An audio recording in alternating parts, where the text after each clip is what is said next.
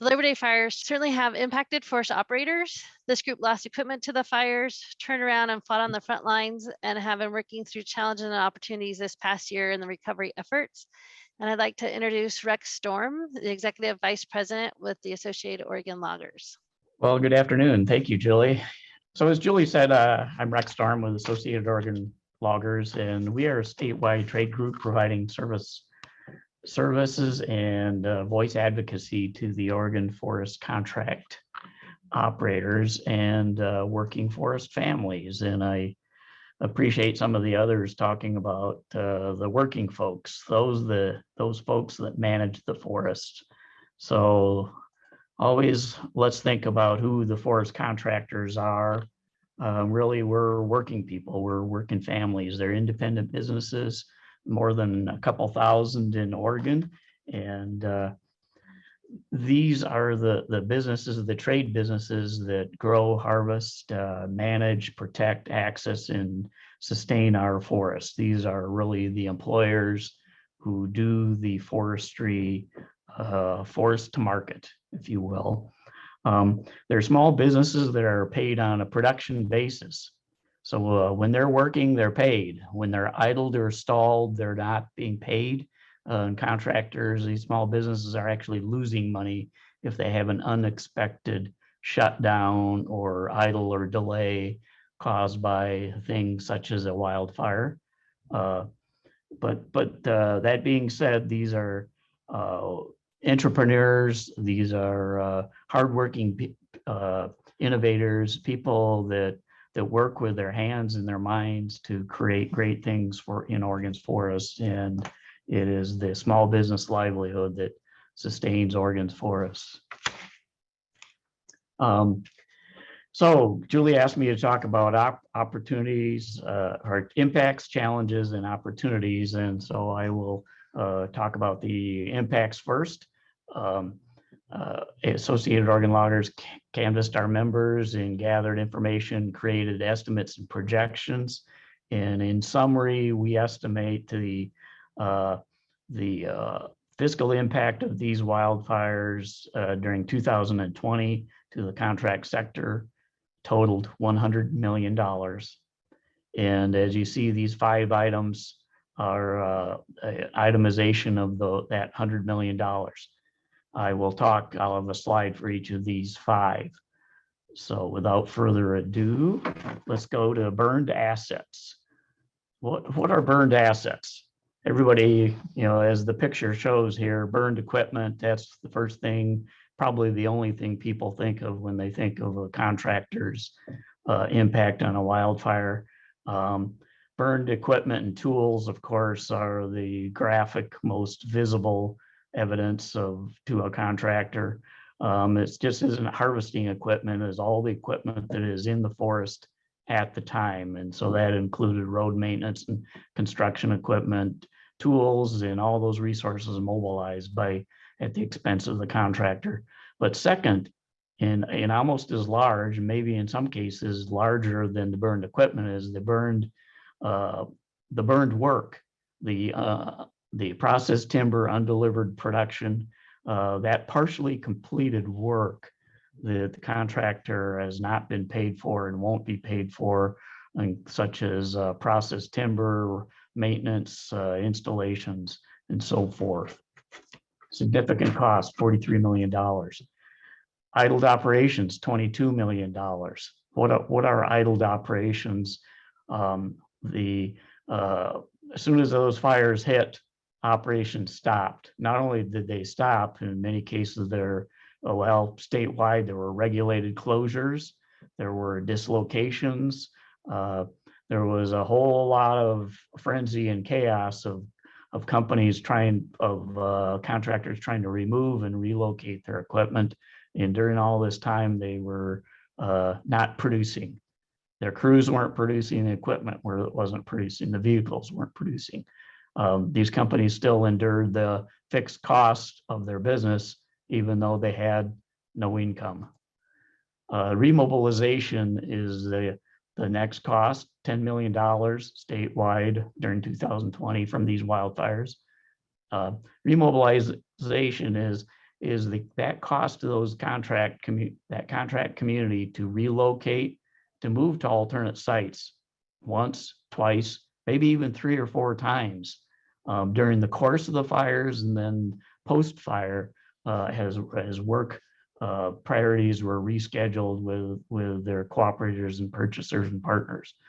Move of those operations isn't done easily. It's not just the equipment, it's the tools, it's the crews, the supplies, the vehicles.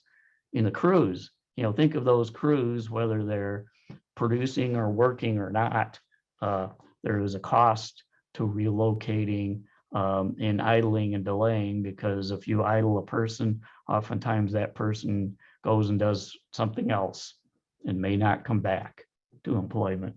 Replacement cost premiums, $20 million. Replacement cost premium, equipment, vehicles, supplies that were destroyed or damaged during the fire incidents created an immediate shortage of those resources, of those capital assets. And that shortage created price premiums for the replacement of those physical equipment assets. Urgency to replace, and needless to say, significant cost increases. So replacement also in terms of the workforce, those operators, drivers, and qualified skilled crews, when they were idled, many of the workers left, went to found other employment. That created further shortage. To sustain the workforce, some employers paid those workers even though they were not producing or not working, just so they would not lose them. There's a cost to that. So equity recapitalization. As you might imagine, all this disruption and unexpected costs created a whole cash flow shortage for the contract sector. So those unplanned demands to sustain the fixed expenses, sudden loss of cash flow, paying workforce that wasn't working, and then those unplanned demands for urgent replacement that we already talked about. Most of those, many of those were uninsured, and for the company to return to production, capital had to be acquired.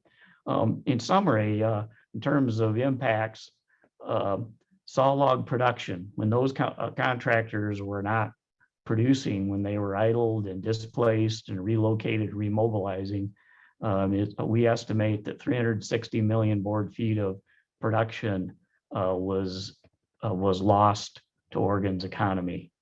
And we feel that the majority of that is irreplaceable because there is no surplus capacity. So I'd like to move on into challenges and opportunities. Really, the challenges before us, I've already alluded to several of those. The cash flow interruptions has been a huge challenge to the contract sector because many of these businesses are not heavily capitalized. So you put them in a capital cash bind, it creates a burden on the company. Capital and equity depletion, depleting the available equity of a company, going further into debt or to stay in business or to make the replacement. Huge impacts that have happened. It's a high risk, difficult business, and the salvage harvest is actually adds new challenges to many contractors who are possibly traveling from long distances away to do the restoration and the restoration, harvest, and salvage. As Mark Rasmussen said, over the course of the past year plus, contractors have relocated from all over the state and from other state neighboring states to help with the restoration activities. Workforce shortage. This is all trades. It's in the forest. It's in rural communities. This creates a challenge for the small business employer. Contractors are finding that the inflationary pressures that are before us today combined with the premiums and the shortages that already exist in the workforce because of other external factors such as COVID and in other factors, that our trade sector is becoming less competitive with other trades for that scarce, valuable, skilled worker. Wage and benefit compensation is critical for us to be competitive in retaining, but not only retaining, but attracting the current and future workforce. Trucking delays are the result of create a double hit for a forest contractor. If a contractor is not paid until the product is delivered, a delay in that delivery creates a secondary challenge for the contractor. But let's move on into opportunities, because the opportunities are really, I think, important here before us. Contractors are innovators. With every challenge, there's an opportunity for the innovator. Logging operators are our industry's true entrepreneurs, and it is the economic engine and the productivity and the creativity and the innovation of technology that our forest sector so strongly is proud of, but also we are successful because of the forest contract sector. So we will continue to innovate, as a couple of the other speakers have talked about over the past year plus. Restoration activities have been ongoing with increased capacity. There's been contractor reinvestment. There have been new business startups. There's new opportunities for businesses to be successful and to work for themselves rather than working for somebody else, to become independent contractors. New workers have entered forest careers, but I have a number of reinventions going on here that I'd like to describe as one thing that I think we can all share in that we are reinventing the relationship between contractor and purchaser, because together the forest sector has to work together more than ever before to overcome those challenges that I just talked about in the previous slide. We are also reinvesting in the contract sector's fiscal sustainability, because without sustainable contractors and a sustainable workforce, we can't have sustainable forests. And so we need to redouble our efforts towards our workforce and our fiscal sustainability of the working families of Oregon's forest sector.